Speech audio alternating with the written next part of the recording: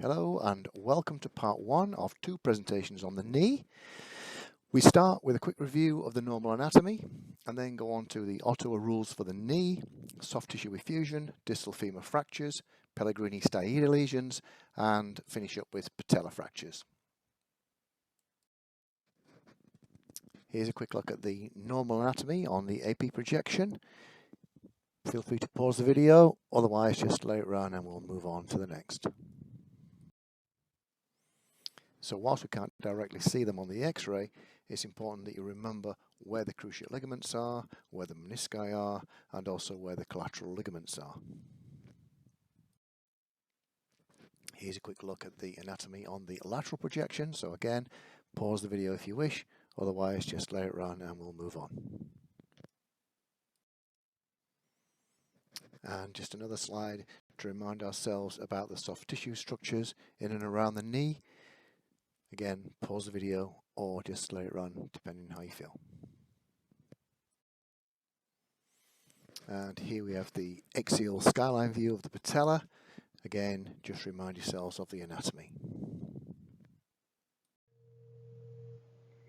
Like the foot and ankle, we use Ottawa rules for the knee.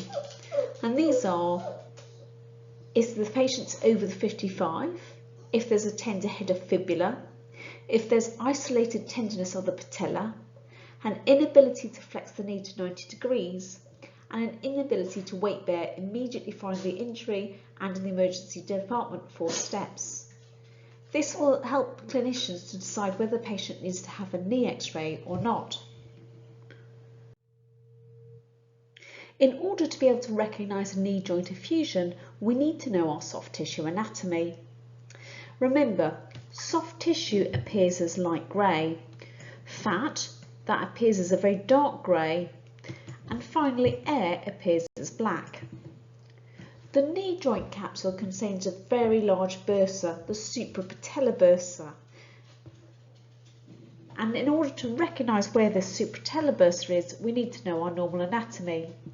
So this dark area, grey here, it's dark grey because it's fat. This is our posterior suprapatellar fat pad.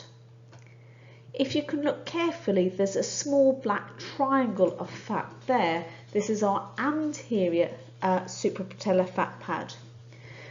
And between the two fat pads, you have this pouch of the suprapatellar bursa. And what happens if the patient gets a joint effusion, this suprapatellar bursa fills with fluid. And as the suprapatellar bursa fills with fluid, it starts to depress the posterior suprapatellar fat pad. And when it becomes really large, it starts to displace the anterior suprapatellar fat pad anteriorly. Okay, let's have a look at this x-ray. We can see the dark grey of the posterior suprapatellar fat pad, and we can see the small dark grey triangle of the anterior suprapatellar fat pad. If we look carefully, this posterior suprapatellar fat pad is less prominent than the previous x-ray. Can you now see the light grey tongue of fluid of the joint effusion within the suprapatellar bursa? And although this joint effusion isn't that big because it hasn't displaced the anterior suprapatellar fat pad, it has depressed the posterior one. I just also want to quickly draw your attention to the lateral femoral condylar recess. Some radiographers allege that you don't want to do a perfectly lateral knee x-ray because then the reporters won't be able to differentiate between the medial and the lateral femoral condyles. That's a bit of a horse chestnut really, because this small depression which you see here is only present on the lateral femoral condyle, and so therefore you know that this condyle is the lateral one and the one behind is the medial. So this is gross knee joint effusion.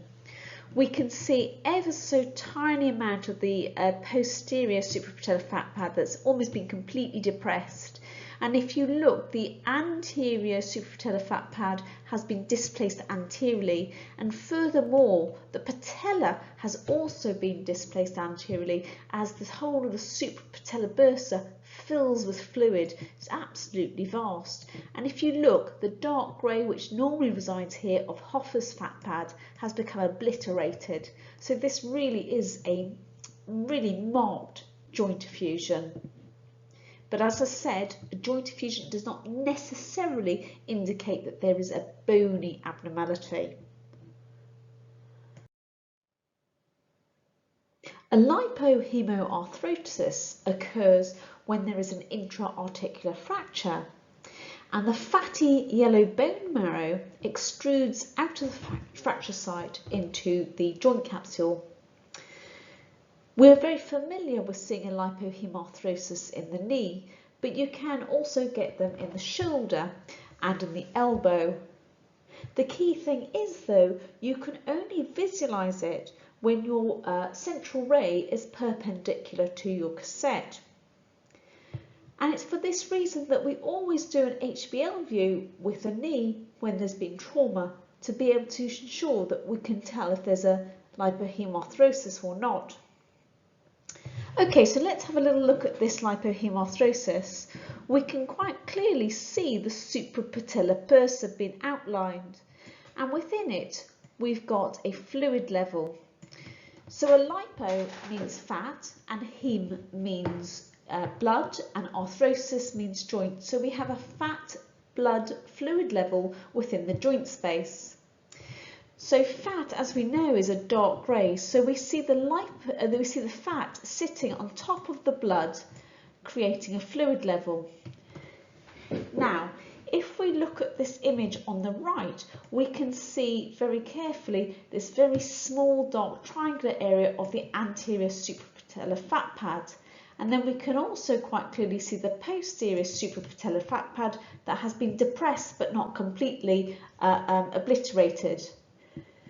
Although we can't see the anterior suprapatellar fat pad, you need to be aware of it, because sometimes if you have a very tiny lipohemoarthrosis, it can be difficult to tell if it's the anterior suprapatellar fat pad or if it's actually a genuine lipohemoarthrosis. The key with a lipohemoarthrosis is that you get a dead straight line.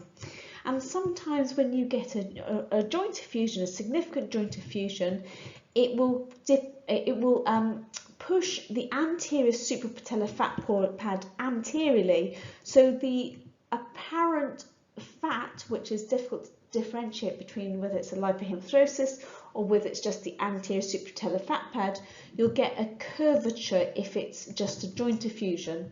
So the key with the lipohemoarthrosis is you get that very dead straight line, which we can also see again on this patient that has had a weight-bearing view with an HBL cassette.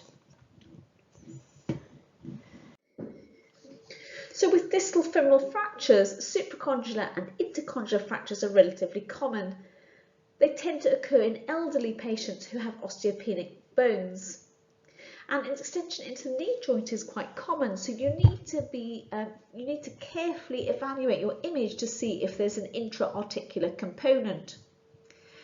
Now, if you have a young patient that's sustained significant trauma, if you see a supracondylar fracture, you need to make sure that you've excluded a pelvic injury.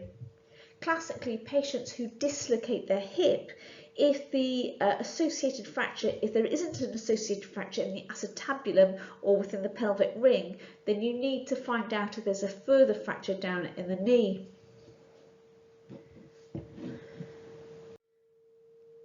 So here we have a classic supracondylar fracture. Remember, this is your medial femoral condyle, this is your lateral femoral condyle, and this fracture has occurred superior to it, so it's a supracondylar fracture. If you look at the tibia and the fibula, I appreciate this image is a bit, it's a little bit pixelated, but you can appreciate with the tibia and the fibula how thin the cortices are, and so therefore you know that this bone is very osteopenic. Okay, look at the distal portion of your proximal fracture fragment. We can see it's here. And then if we look at our proximal portion of the distal fracture fragment, and it's here.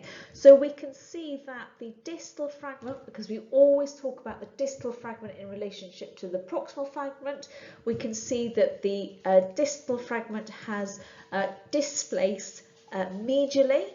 And we can see that there is significant overlap. So here's the proximal portion of the distal fragment, here's the distal portion of the proximal fragment. There's a bit large amount of overlap there, so that's a very significant injury.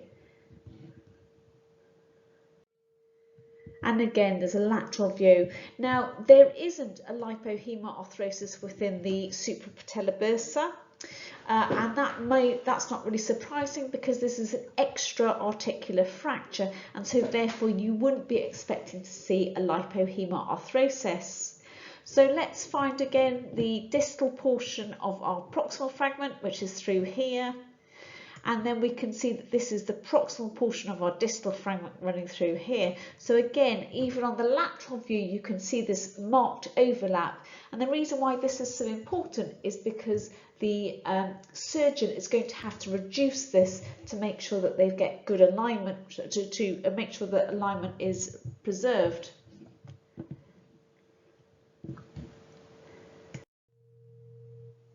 So what is it? It's a fracture. Where? It's the right femoral supracondylar region. How? Medial displacement and overlap. Here we have a comminuted distal femoral fracture. It involves both condyles, so it's bicondylar. It has a Y-shaped configuration. And if you look carefully, this is our medial femoral condyle here, and this is our lateral femoral condyle, and this is our intercondylar notch. So the sagittal component of the bicondylar fracture actually enters just lateral to the intercondylar region. We can see that the distal portion of the proximal fragment is here, whereas the proximal portion of the distal fragment for both components is at this stage, is at this point. So we can see there's considerable overlap of the fracture fragments. And now on the lateral view, we can see that there is an additional small butterfly fragment. So this is a very comminuted fracture, and we can again see how that this is the distal portion of the proximal fragment, and this is the proximal portion of the lateral fragment. So again, it's the overlap is really quite significant. There's no real there is no lipohemarthrosis. You should be aware of, if fat doesn't extrude into the joint capsule, then you're not going to get a lipohemarthrosis.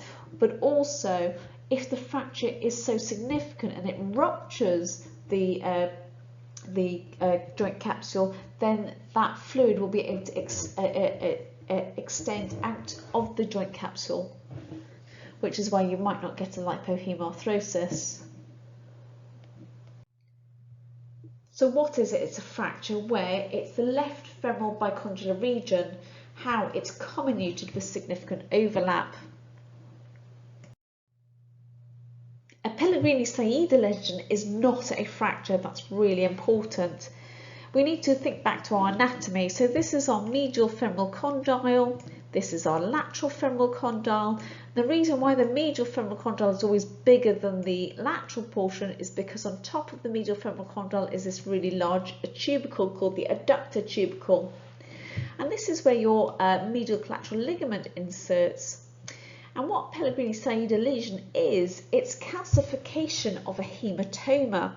So at some point, the patient will have sustained an injury to their medial collateral ligament, which will cause blood to collect within the ligament, and what happens is that blood calcifies, and so this is what Pellegrini-Stieda lesion. It's a calcification due to trauma at some point.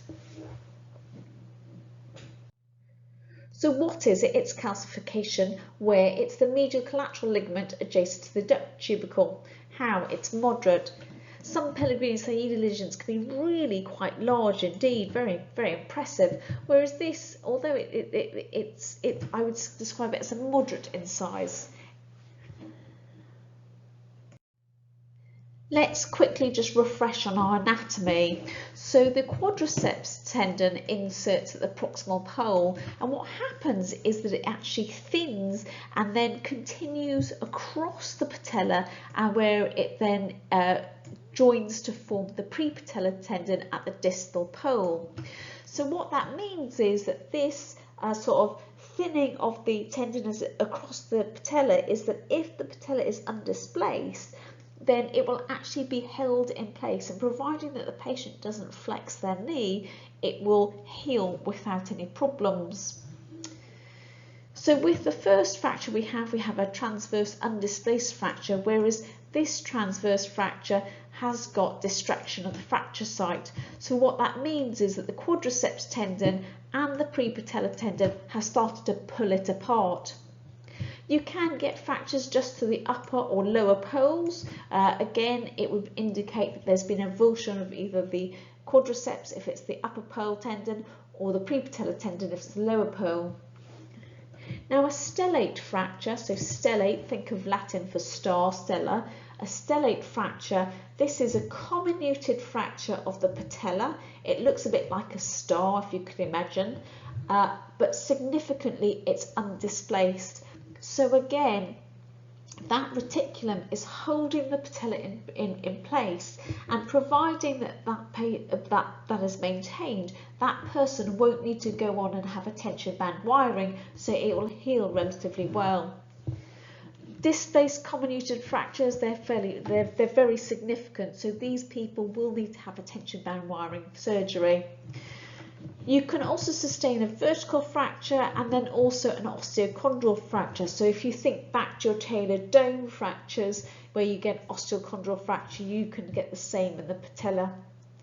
Now the important thing is that we're always taught that you should never do a skyline patella view in the case of fracture, and certainly with regards to the undisplaced fracture, the transverse fracture, the lower and upper pole, the stellate, the comminuted fractures, that's completely correct, because if you can imagine with this undisplaced fracture, if you put the patient into flexion, what will happen is the quadriceps tendon will contract, as will the prepatellar tendon contract, and then what will happen is it'll pull that fracture apart. The only time that you can do a axial view is if there's a vertical fracture, if there's an osteochondral fracture, because the vertical fracture, it won't actually affect the quadriceps tendon or the prepatellar tendon insertions, and so therefore there's no risk of making the fracture fragment worse. But it's important to always scrutinise your AP view, and usually, or not usually, but it's only the request of an orthopod who asks for a sunrise or skyline patella view. So you don't go on and do it unless you've been asked by the orthopods. So our AP view is really quite difficult to see. This is our medial femoral condyle. This is our lateral femoral condyle, and it's really difficult to make out the transverse fracture through the patella. Have a look at the gross soft tissue swelling caused by the joint effusion. Okay, so let's have a look now. On our lateral view, we can now quite clearly see the transverse fracture. So this patient, you absolutely do not want to do a skyline view, because otherwise it will tear it apart essentially. Look at this huge joint effusion. Note how there's fat anteriorly, but it's forming, it's not a dead straight line, and because it's not a dead straight line, this isn't lipohemarthrosis, so this is just the anterior fat pad, anterior suprapatellar fat pad, and this is the posterior suprapatellar fat pad. It's a fairly significant joint effusion, isn't it? So what is it? It's a fracture. Where? It's the patella. How? Transverse and minimally displaced. Now things start to get a lot more interesting, and if you look very carefully, we can actually see the patella, and we can see this irregular, almost mosaic appearance to it. And so therefore we know that this is a stellate fracture. Because there's no, because we can still draw a circle around the patella, we know it's stellate and it's not a comminuted displaced fracture. So providing this patient keeps their leg straight and doesn't flex it, hopefully it'll heal well. And now this is the lateral view. So again, we can see that the patella has been held in place by the reticulum, but we can see different densities. We can see breaks in the cortex, and so this is what our stellate fractures looks like. But I want to draw your attention to the soft tissue. So this small area, small dark triangle here, this is our anterior prepatellar fat pad. But can you see how the black, or the, sorry, not black, the dark grey extends in a straight line out across the soft tissue? So this is actually a really tiny lipohemarthrosis. So it's the dense straight line that gives it away. So what is it? It's a fracture and lipohemarthrosis, and it's really important that when you're doing your exam, you need to ensure that you put a lipohemarthrosis in the what as well as the fracture. So where is it? It's the patella, how it's stellate. And now we have a grossly distracted patella. So we tend to use the term distracted when a ligament or tendon has pulled the fracture fragments apart. And we can see how the prepatellar tendon here has retracted the distal fragment distally, and the proximal fragment has been displaced superiorly. So what is it? It's a fracture. Where it's the patella, how it's comminuted with marked distraction. We can tell it's comminuted. There's a fracture fragment there, there's a further fracture fragment there, and there's another fracture fragment there. So this is a comminuted fracture with marked distraction.